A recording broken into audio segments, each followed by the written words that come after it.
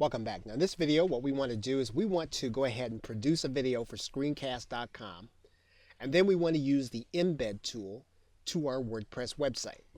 So what we're going to do is we're just going to produce a video. We're going to assume that this video is already an interactive video.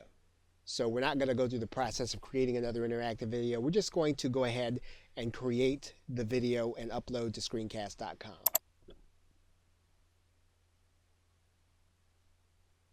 Okay, so the upload process is completing. And you're going to notice that you now have an embed code. So what we're going to do is we're going to go ahead and copy that embed code. We're going to head on over to our WordPress site. And we get to WordPress, what we're going to do is we're going to just add a new post. And we're going to use the text box. So we're going to write in a title, and then we're going to embed our content. Okay, so we're going to just drop that text in there. And then we're just going to click Publish. Now what we can do is we can take a look at our post.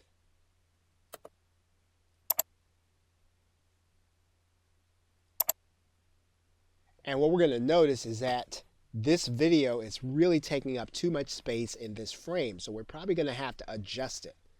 So we can assume that all the way across is going to be about 900 pixels. So if we are someplace in the area of 400 or 500 wide, that should help us in some way.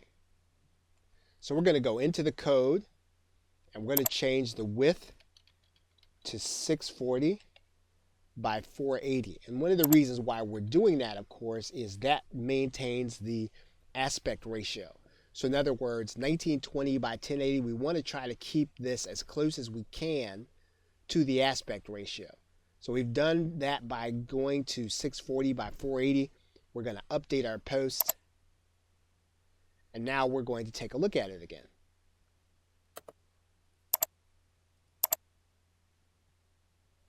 Okay, so our video now fits in our post. So we want to make sure that if we're going to be giving instructions for our interactive video, that we have those instructions here and that we title this appropriately. But what we have now is we have the ability to put our interactive video on a specific page on the web. We're going to use our WordPress site to do that. And if we already have a WordPress site that we're using, we can embed this code. The video will serve from Screencast.com and it will be interactive. And that's going to be important in something that we are going to do in a future video. Okay, so with that, thanks, and I will see you in another video.